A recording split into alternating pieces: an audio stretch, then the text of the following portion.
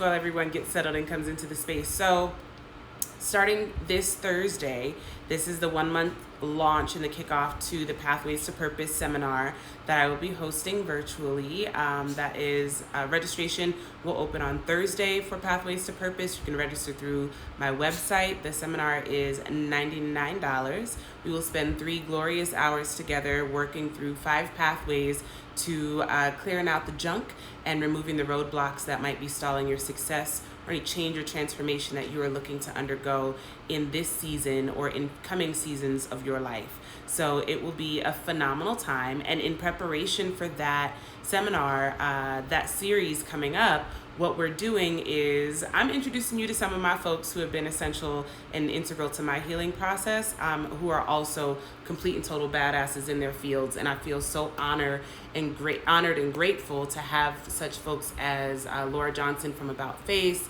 Albuquerque, Alexandria Taylor from Black Women Healing, the one and only Lady Speech Sankofa, Gangsta Gurry, also Queer Cosmos is going to be in the series. Dr. Napoleon Wells, the very, very valid, the hip hop psychologist himself, is going to jump on with me. So on Tuesdays and Thursdays for the next month, I will have special guests that'll be joining me on my lives to talk about healing modalities that I have used, tried, and tested, and have my stamp of approval on, but people who are out here doing the work in ways that you have some multiplicity in how you can access healing methods and modalities to find out what is right for you.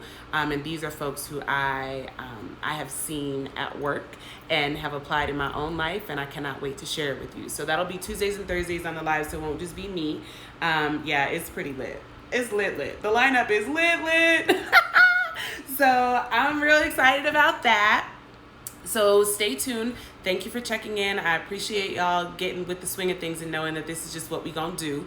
I will tell you that I just woke up from like a dreamish state of napping and listening to Ruby Dee narrate Their Eyes Were Watching God by Zora Neale Hurston, because I need to read the book for class, but I also needed to do things today like clean my kitchen and mop the floor and stuff like that. So while I was in here doing that and having that ritual time, I had Ruby Dee's voice reading Zora Neale Hurston's words, like just billowing out into this. Can you feel it? Can you feel it from there? Because I'm over here like vibrating because I had that ministry in my home today. And so at the last few chapters, if you've not read the book before, at the last few chapters, when we get to the nuts and bolts of the story of what happened and why Janie has to come home alone, I was on this couch just,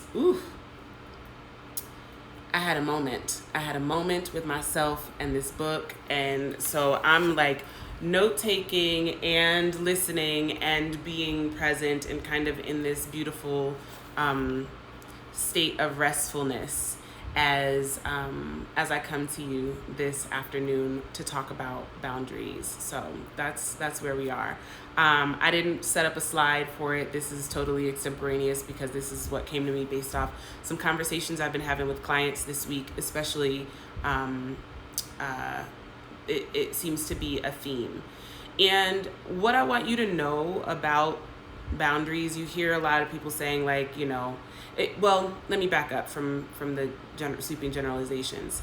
Listen, narcissists do exist, but codependency is a much more common position or role to find yourself in than to be paired with an actual narcissist, right? Narcissism as a disordered personality trait or mental disorder. We can ask Dr. Wells exactly what the name for narcissism is. Sometimes we falsely accuse folks of narcissism because they've behaved in such ways that are in alignment with what we understand to be narcissistic behavior. We can do that without actually naming our own codependency and the attraction to the types of individuals who behave in a certain way. And we also can have experiences where we're not really recognizing the patterns as to why we find ourselves in those situations in the first place. I remember when I first started doing this healing work, the first therapist that I saw when I came in, hey Jay, the first therapist that I saw in New Mexico when I got back into treatment here had me read a book called Codependent No More. And after a couple of sessions, when she suggested that I was codependent, can I tell you how offended I was? I was pissed. I was like, what? I am not. It's not me. It's him. It's them. They do. It's always this. And I didn't really realize how stuck in a victim cycle I was. And I also didn't realize how much of an enabler I had become in order to create safety and function under this delusion of control. Now I can give myself grace for that because I understand and can share this with other folks when this comes up, is that the defensiveness isn't so necessary, right? Once you understand that, based off whatever traumas I had experienced and the things that were haunting me, I had created an idea in my mind of exactly how things should go and should be so that I could have more predictability in my life and wouldn't have to worry about being thrown off guard or terrified or put into a situation where I had to react and respond to trauma in a way that called up some of the old hurtful things that I'd experienced in my past. It was a lot of uncovering to get there, right? And I had my first conversation with myself about what my boundaries were in just acknowledging my ability, or were not, or where I was lacking boundaries, and just acknowledging how codependency had showed up in my life and was actually running the show in how I was in relationship with myself and with other people, right? So where does this come up now? When we're talking about getting our lives together, we're changing, we're growing, it's glow up season, it's hot auntie season, it's hot girl season, or it's whatever growth cycle you are expanding on, you're moving into entrepreneurship, it's, collecting and securing the bags and all of that. I want you to know that the parts of yourself who are participating in being traumatized and criticized and overcoming and striving and struggling to get by, those parts are still very much alive. They were essential in your survival, and they haven't just disappeared because you've changed your mind.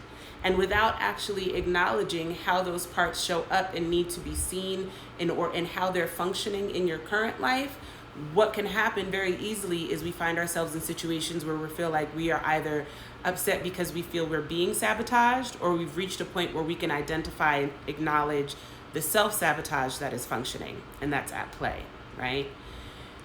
It's okay.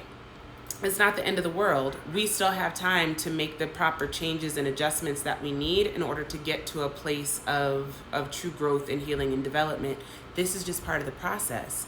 It happens to be one of the more unpleasant parts of the process, but on the other side of the struggle, right, is healthy, safe, protective boundaries that give you enough space and cushion in order for you to thrive and not feel restricted by your own boundaries because they're not set with an expectation of control, right?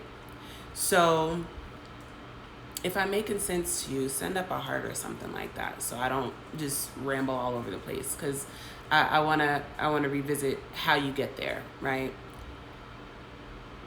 Understanding our emotions is the first step in being able to identify what it is that we need so that we can have a very clear vision on what we value most, okay?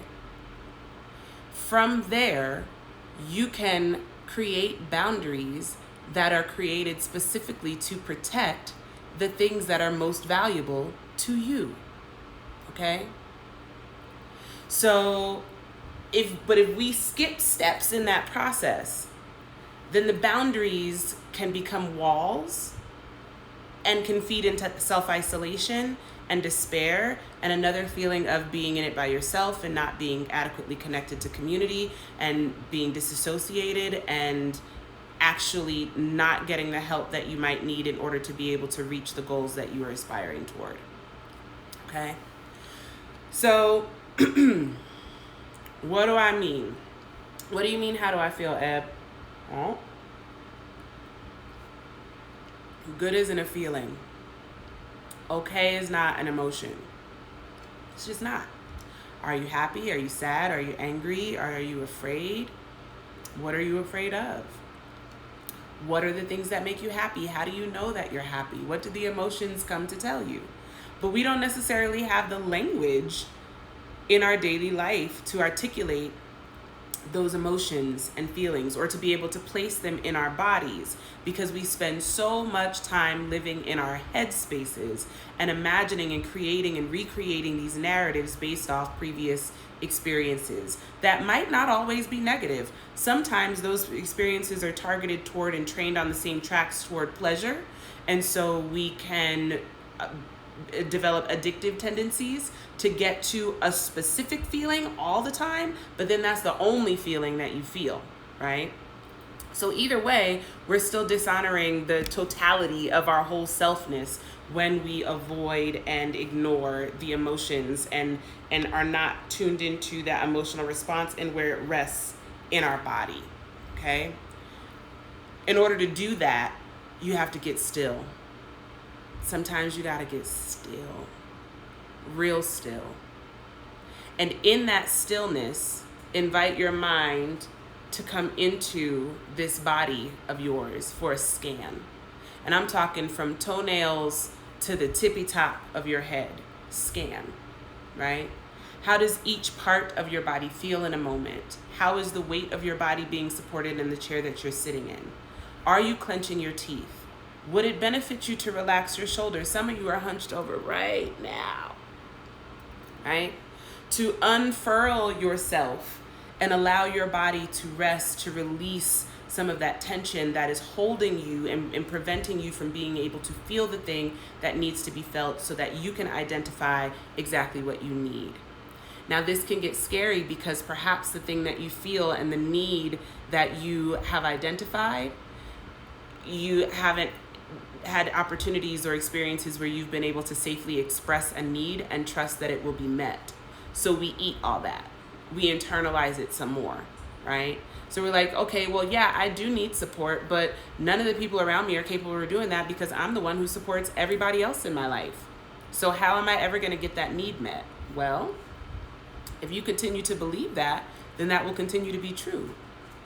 Maybe that need or that emotion and you identifying that separateness is something that's coming to tell you that you would do well to clean up some of those relationships, because who benefits from you being in situations where none of the people who are around you are able to hear you and truly show up and support you when you express that you need their help, right?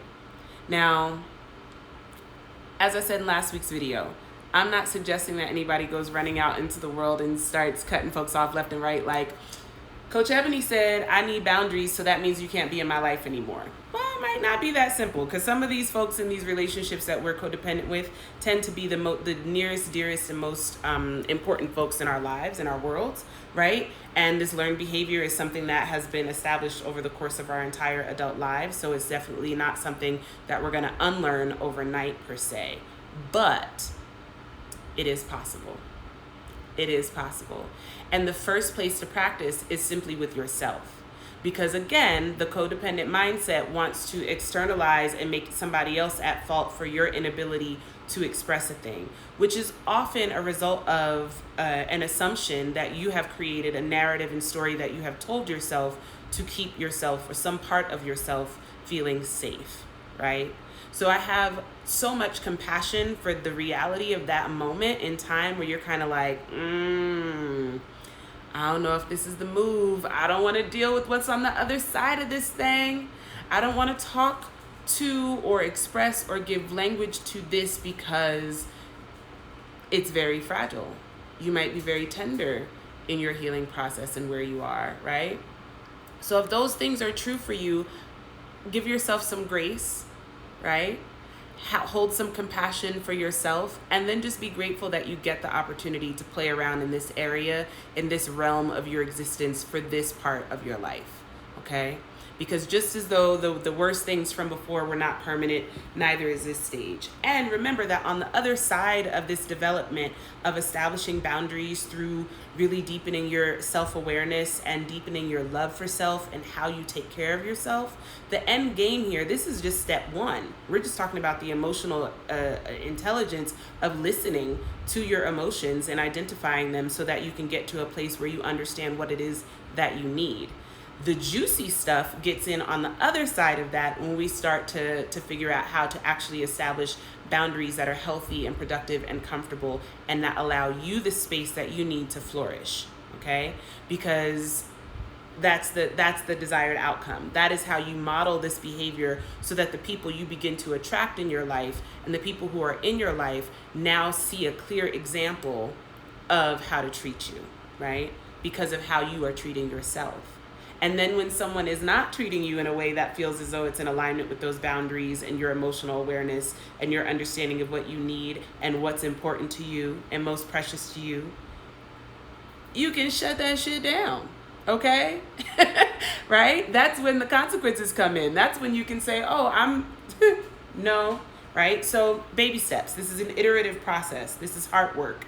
It's not overnight work. It's not real quick, fast work. It is something that requires you to really dig into the reality and the trueness of yourself and looking at the ways that you have gotten your priorities intertwined and tangled up in entanglement with somebody else's needs, right?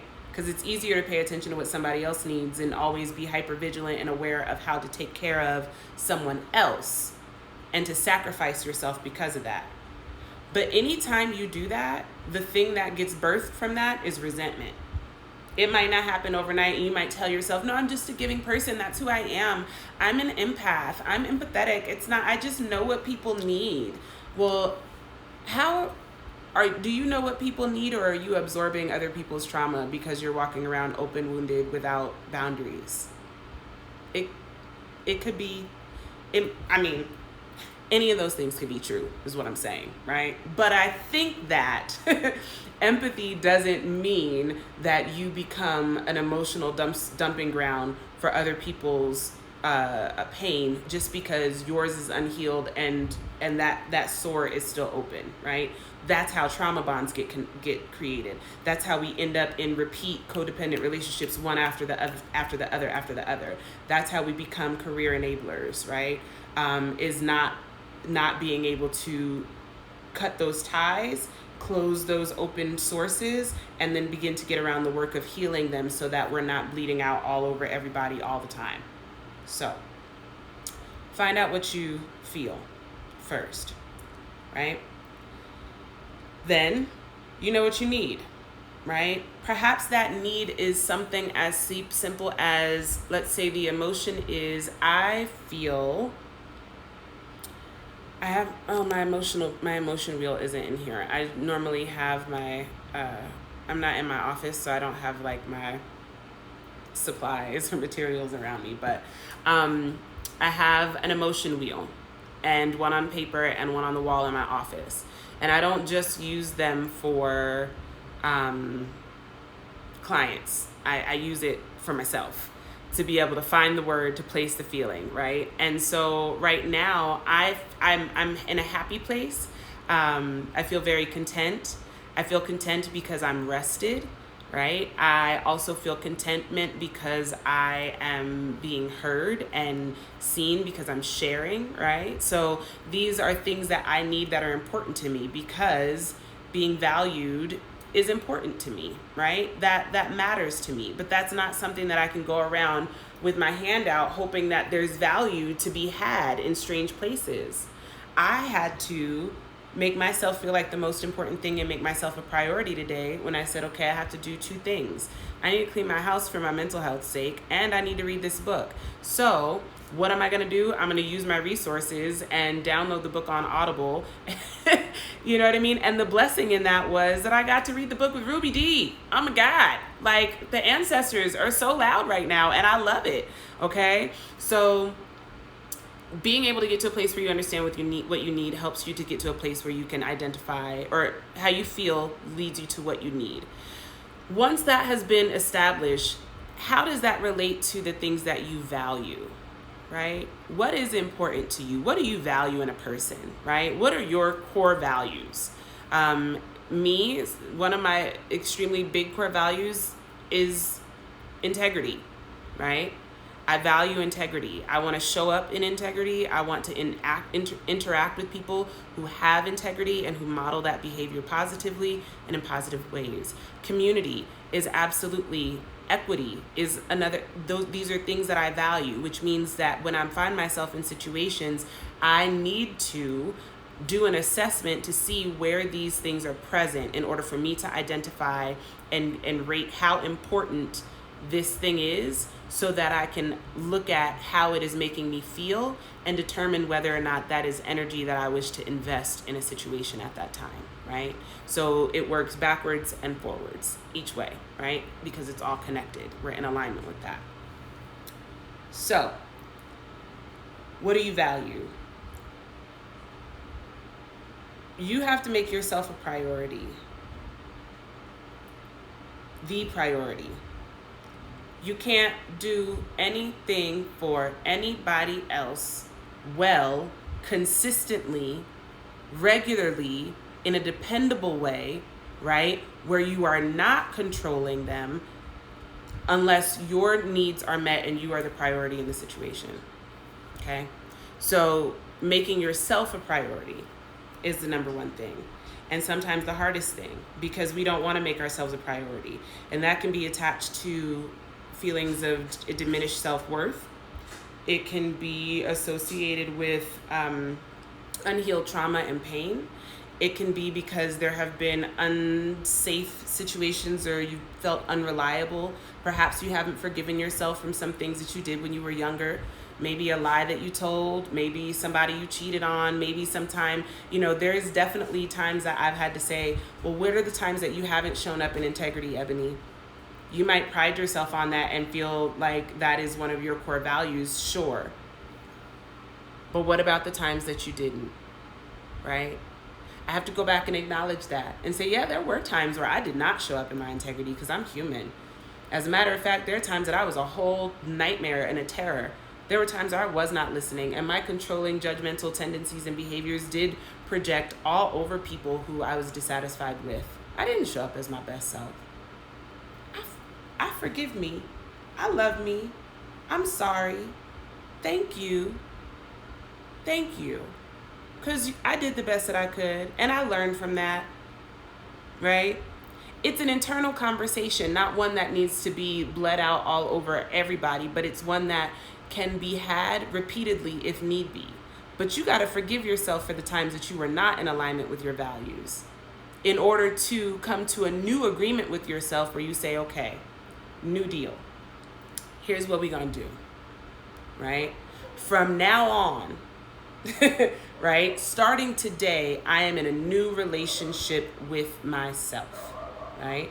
I'm on day 16 of the 21-day abundance challenge that came to me through Gangsta Guri, but is a part of Deepak Chopra's 21 Days of Abundance program. And I mean, listen, entering into a new soul contract with my soul, as opposed to the soul contracts and soul ties that codependency had me out here creating with other unhealed humans who had not done their work because we were just looking to see something similar in another walking, breathing human body, right?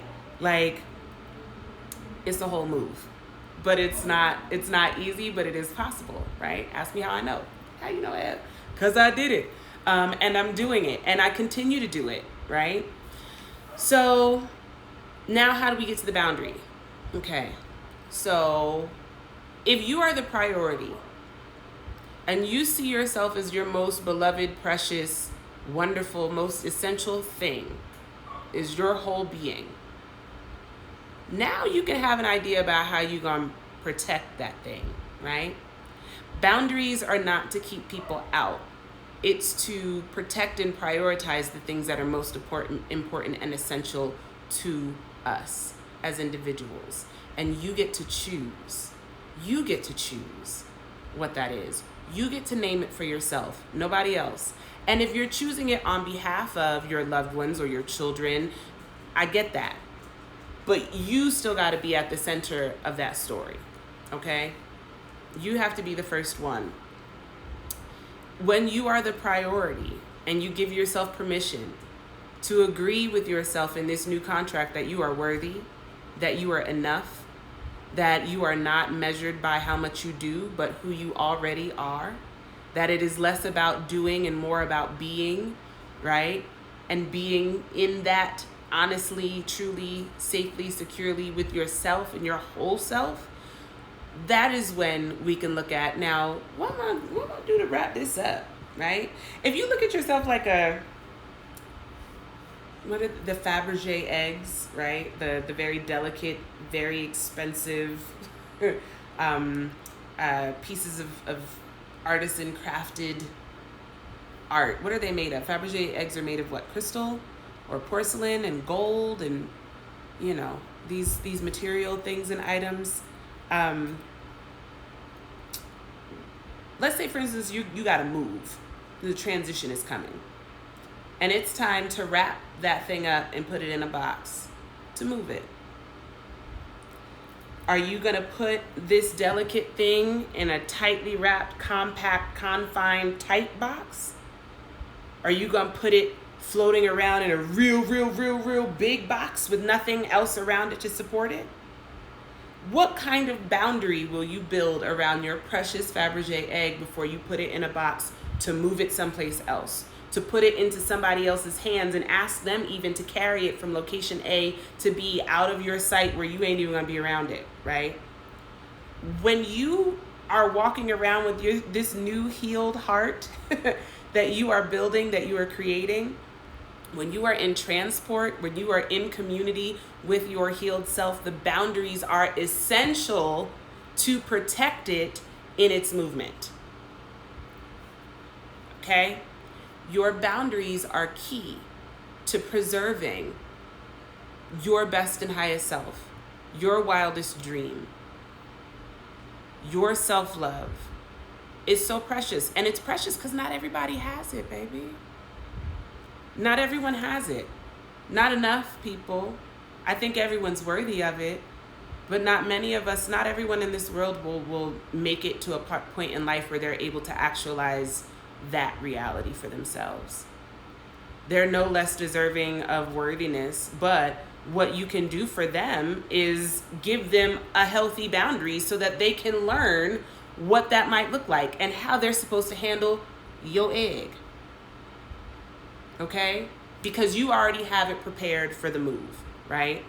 So maybe when you're packing that precious thing, you wrap it in a layer of smaller bubble wrap. And then you put some bigger bubble wrap around it. And maybe you put it in a box with some packing peanuts. And then you pack the packing peanuts around it. And then maybe you put that box in a box and you tape that box shut. And when you shake it, nothing moves because it's secure in that space. The egg is holding the center. The boundary is around the outside. The box is the protective shell. Now you're ready to move, right? But think about the time and care and thoughtfulness and intention and planning that goes into protecting that precious thing. That is what your boundaries are supposed to do. But we can't get there if we don't know what is important, if we don't know how we feel, if we assume that negativity is going to happen and trauma is just the reality of the world, right? If we are waiting for the worst thing that's ever happened to us to happen again and we're looking for every opportunity for that to be the case, we can never really get still enough. You know, you ever had to move real fast and you might take something that you didn't have the time or energy or capacity to pack and just throw it in the front seat of the car and put your seatbelt on it? You out here gambling. That's not really a boundary. That's not really a boundary, but we're doing what we can. Some of us are out here with our whole spirits just like strapped in haphazardly and rolling with the wheels until the wheels fall off. And that is not an effective way to do healthy boundaries. It really does come back to you being selfish with you. You got to be your own best thing. And when you identify that you are your own best thing and develop a strategy and plan for how you will protect and preserve the bestness of yourself so that you can share it and put it on display, right? Because we're not going to keep the egg in the box forever, right? When you get to your location, once it's been moved, you're going to take that thing out and see that it survived the move. You're going to pull it out. You're going to set it on display because it's a prized possession, right? You're going to set it in a place where you take care of its surrounding environment, where you make sure you don't put it someplace where it's going to get knocked over. Maybe it goes in a curio. Maybe it's on your altar. Maybe it's on a dresser, right? So that it can have space to be in all of its glory, okay? That is you. You are that precious. You are that precious thing. So I want all of us to get to a place where we know that that is true. I want as many of us as possible to realize that that's essential to how we move about the world and how we can keep our broken shards from cutting the folks that we are in community with, right? So maybe sometimes not having boundaries has caused some of these very precious eggs to crack. And maybe there is a bit of a mess that needs to be cleaned up. Some things that might want to be discarded, right?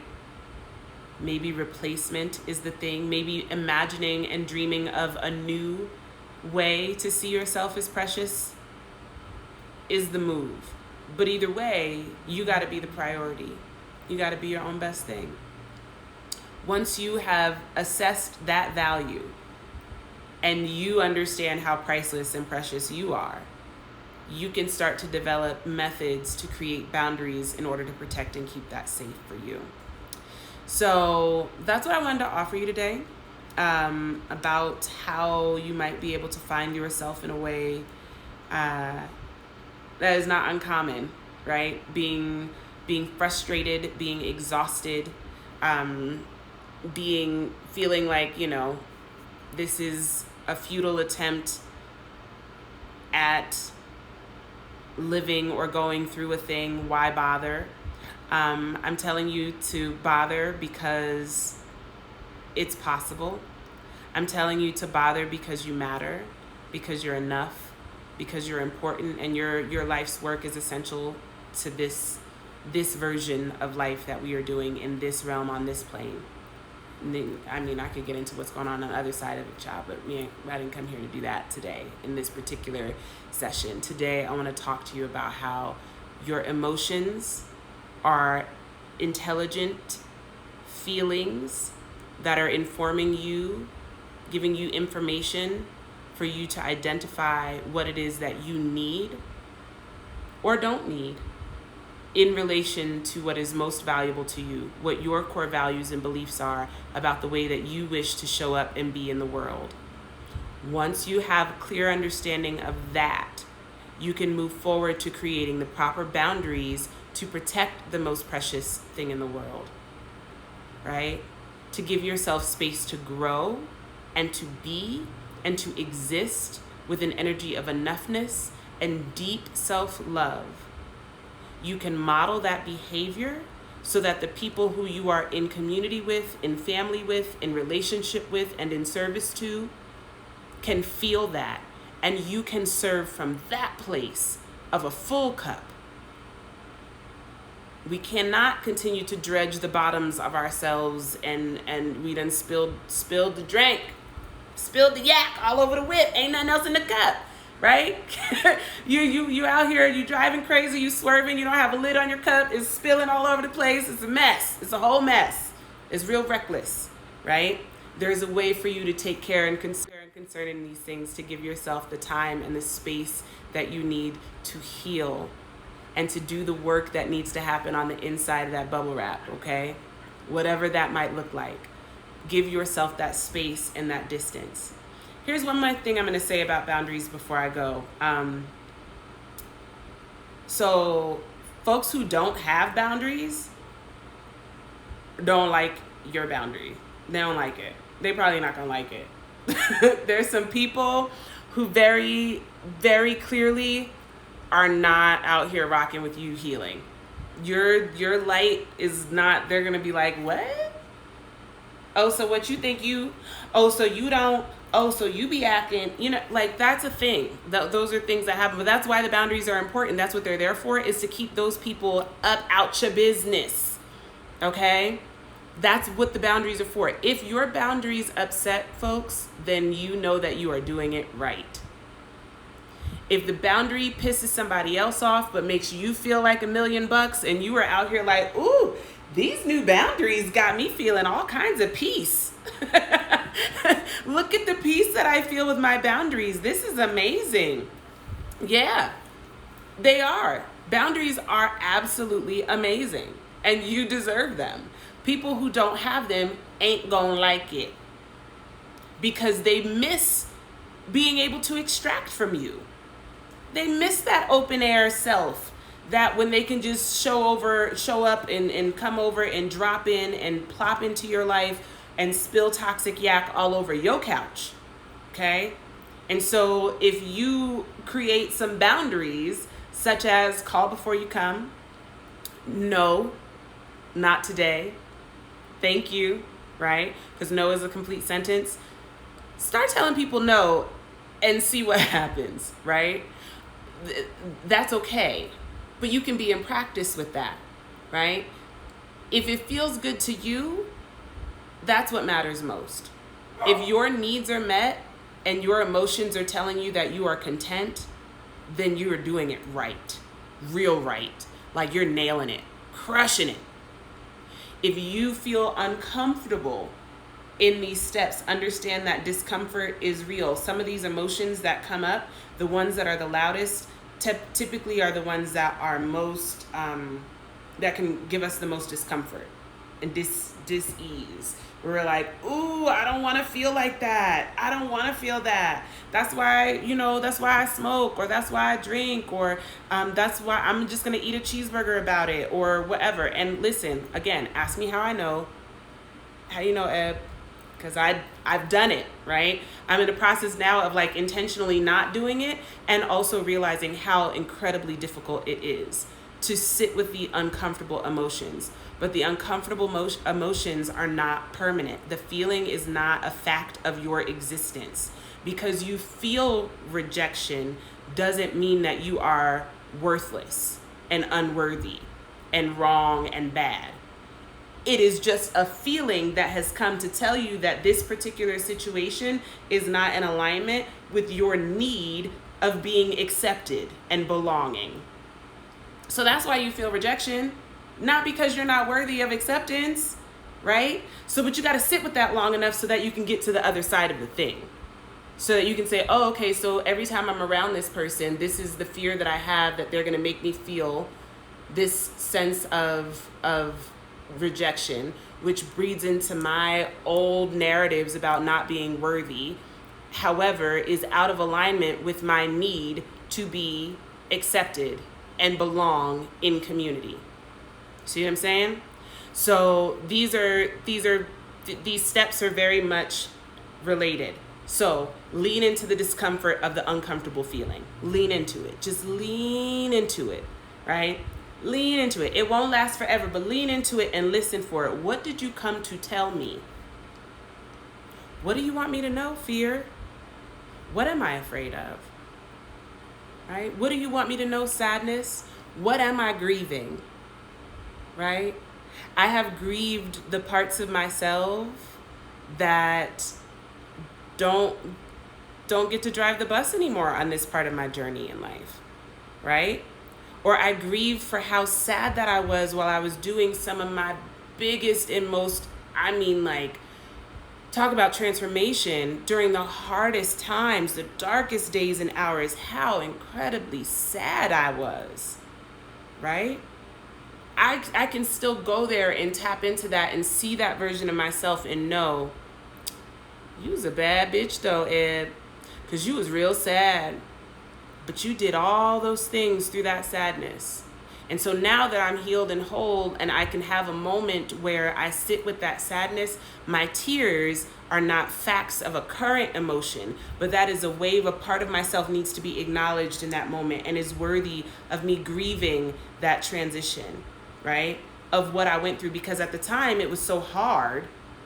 It was so incredibly difficult and so incredibly painful. And I'll talk about this more during Pathways to Purpose when we do the seminar about what it is that I'm talking about, what that process looked like, right? So the things that were happening in my real life, that in public facing spaces, folks were like, oh my God, you've got it all together. And it was like, child, it is a whole dumpster fire over here. My life is falling apart. Like this, help, help me.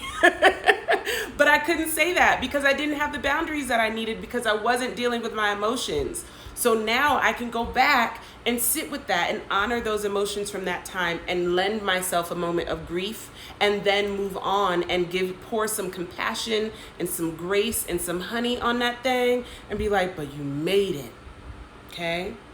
You're so welcome. You're so welcome. I'm so glad you could join for the live. Thank you for checking in. So yeah, people might not like your boundaries. That's how you know you're doing it right. Keep practicing. Keep modeling. Keep listening to your intelligence. Your highest self is telling you and sending you all kinds of signals. 80-year-old you, future you, is telling today you exactly what you need to know and feel. Okay?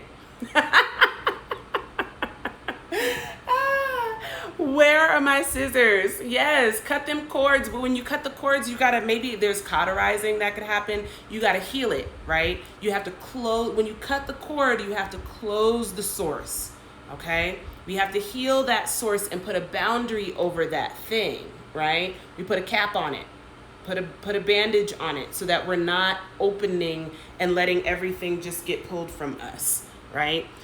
You also have to get in your body. And I happen to know you. I know you're in your body. So there you go. You're already on your way. You're already on your way. So yeah, these are the things that I wanted to share today about boundaries and the ancestors, and how dope and amazing it was to listen to Ruby Dee's voice reading Their Eyes Were Watching God. Like, God, my whole day. Oh my God, talk about love. And coming into self-discovery and grief and loss, but also love being the abiding force and factor through the whole thing, and just how transformational that realization of understanding and experiencing love can be. If you have not read Their Eyes Were Watching God by Zora Neale Hurston, I'm not judging you. Just do it. If you want to, on Audible, you can listen to Ruby Dee read it. If you're an anti, you can also, you might be able to do the book with Ruby Dee's version through your library, if you are not an Amazon Audible type of human. But today I was kind of desperate and had to get into that. But, Zora Neale Hurston said, there are years that ask questions and years that answer. 2020 was asking all the questions. 2019 had so many questions. 2021, answers. We got them. So get you some boundaries. Feel your feelings. Name your needs. Identify what is important to you and what your core values are as a human being walking this earth.